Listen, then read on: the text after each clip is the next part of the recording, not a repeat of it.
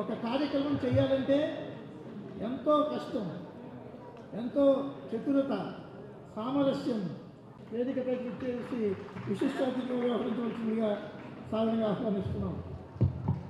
మా ఆంధ్ర సరస్వతి పరిషత్ ఉపాధ్యక్షుడు శ్రీ మేడికొండ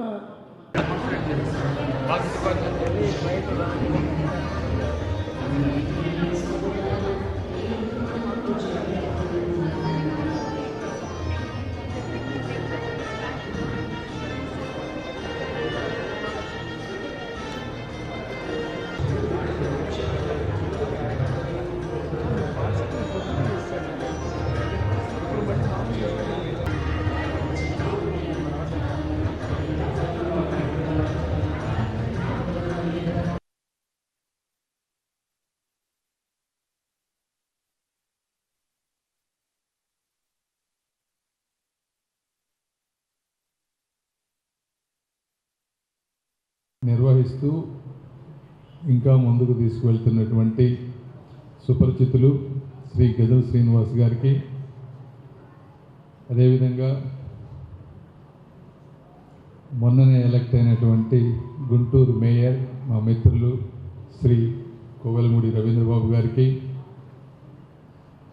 తెలుగు మహాసభల సమన్వయకర్త మంచి మనిషి శ్రీ పి రామచంద్రరాజు గారికి, ఈ మధ్య వివిఐటి యూనివర్సిటీగా మార్చుకున్న విద్యాసంస్థల అధిపతి వాసిరెడ్డి విద్యాసాగర్ గారికి, కార్యదర్శి శ్రీ చక్రావధానులు రెడ్డప్ప దవేజీ గారికి, వైస్ ప్రెసిడెంట్ శ్రీ మేడికొండ శ్రీనివాస్ గారికి, అదేవిధంగా రెడ్ క్రాస్ కుటుంబ సభ్యులకు, నగర ప్రముఖులకు, విద్యార్థులకు, విద్యార్థినులకు, పాత్రికేయులకు అందరికీ కూడా ధన్యవాదాలు, కృతజ్ఞతలు. అక్షరాభ్యాసం చేయించినటువంటి తల్లిని, అక్షరం దిద్దించినటువంటి గురువుని, అక్షరాలు నేర్పించినటువంటి బడిని, అక్షర సమాహారమైనటువంటి తెలుగుని, తెలుగు భావాన్ని ప్రేమిస్తూ వ్యాపింపజేస్తూ ముందుకు తీసుకువెళుతూ ఉన్నటువంటి ప్రతి ఒక్కరికి కూడా మనస్ఫూర్తిగా అభినందనలు, ధన్యవాదాలు తెలుపుతూ ఉన్నాను. ఒకసారి చరిత్రలోకి వెళ్ళి చూస్తే, ఒకప్పుడు మొట్టమొదట మహాభారతాన్ని తెలుగులో రాసినటువంటి నన్నయ్య గారు కానీ, అదేవిధంగా తెలుగు కీర్తి కిరీటాన వెలుగొందినటువంటి శ్రీకృష్ణ దేవరాయలు గారు కానీ, తన రచనా పాటవాలతో అపురూపంగా మురిపించినటువంటి మన తెనాలి రామకృష్ణులు గారిని కానీ, మరి మనకు తెలిసినటువంటి నా ఊహ నుంచి పుట్టినటువంటి శ్రీ అన్న నందమూరి తారక రామారావు గారిని కానీ, వీళ్ళందరినీ చూస్తూ ఉంటే ఎప్పుడు కూడా తెలుగుతనం ఉట్టిపడుతూ ఉంటుంది. తెలుగు భాష ఒక అద్భుతమైన భాష. నేను కూడా తెలుగు మీడియంలో చదువుకున్నటువంటి వ్యక్తిని. ఫస్ట్ టైం మెడికల్ కాలేజీకి వెళ్ళినప్పుడే తెలుగు కాకుండా ఇంగ్లీష్లో చదవటం మొదలుపెట్టాను. ఆ రోజు ఆ విధంగా తెలుగు నేర్చుకోవటం వల్లనే ఈరోజు ప్రజలతో మమేకం అవ్వటం కూడా చాలా ఈజీ అయింది.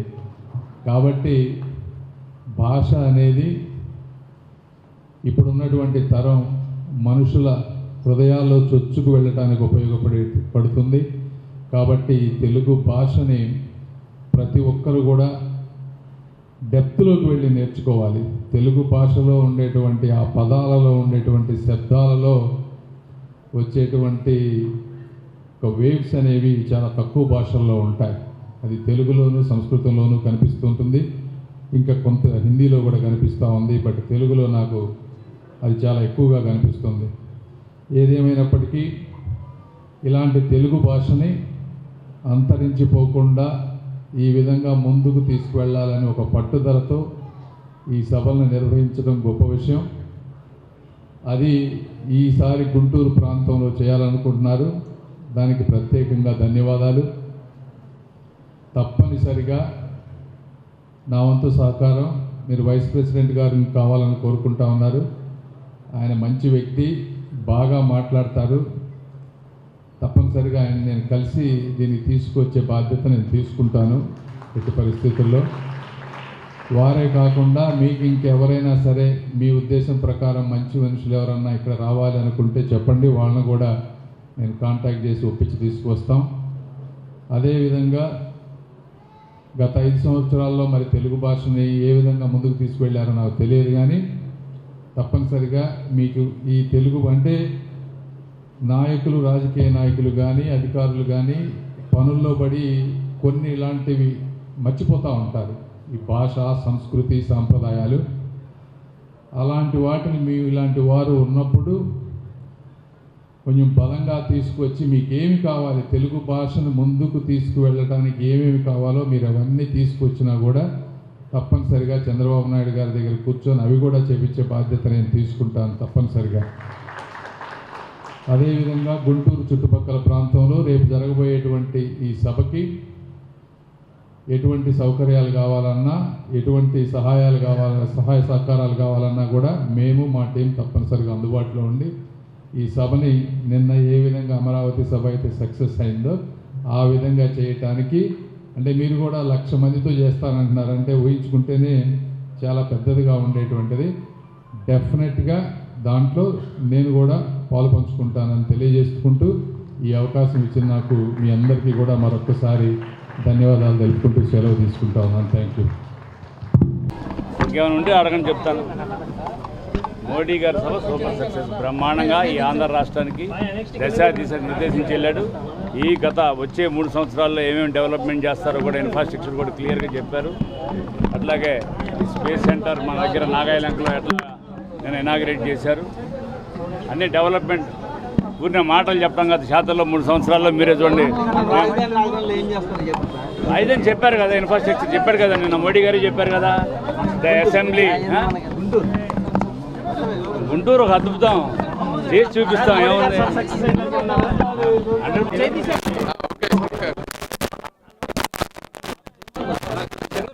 నిన్న అమరావతి ప్రారంభోత్సవ సభ గ్రాండ్ సక్సెస్, అద్భుతంగా జరిగింది. ఇందులో 2-3 విషయాలు ఉన్నాయి. ఒకటి, చాలామంది అనుకోవచ్చు అంత ఖర్చు పెట్టి అంత పెద్ద సభ మనం చేయాలా అని. అదే ఒక విజనరీ ముఖ్యమంత్రి గారికి, ఒక సామాన్యమైనటువంటి నాయకుడికి ఉండేటువంటి డిఫరెన్స్.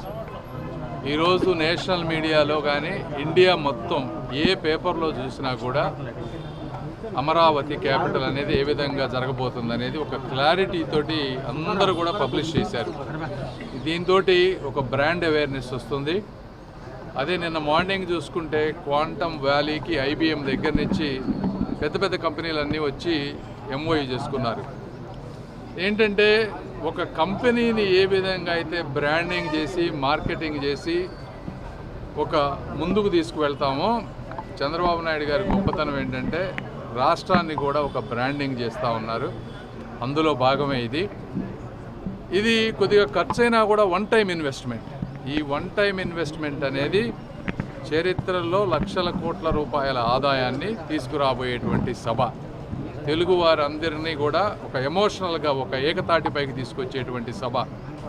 అదేవిధంగా ప్రధానమంత్రి గారు కూడా వారు ఇచ్చిన స్పీచ్ కూడా ప్రధానమంత్రి గారిని కూడా ఈ విధంగా మనం అభినందించాలి. ఎందుకంటే తెలుగులో ఆ విధంగా రాసుకొని ఆంధ్రప్రదేశ్ అంటే ఆధునిక ఆంధ్రప్రదేశ్, అత్యాధునిక ఆంధ్రప్రదేశ్ అలా రాసుకొని వచ్చారు. అంటే ఏదో ఎవరో రాసిస్తే వచ్చేవి కాదు అవన్నీ.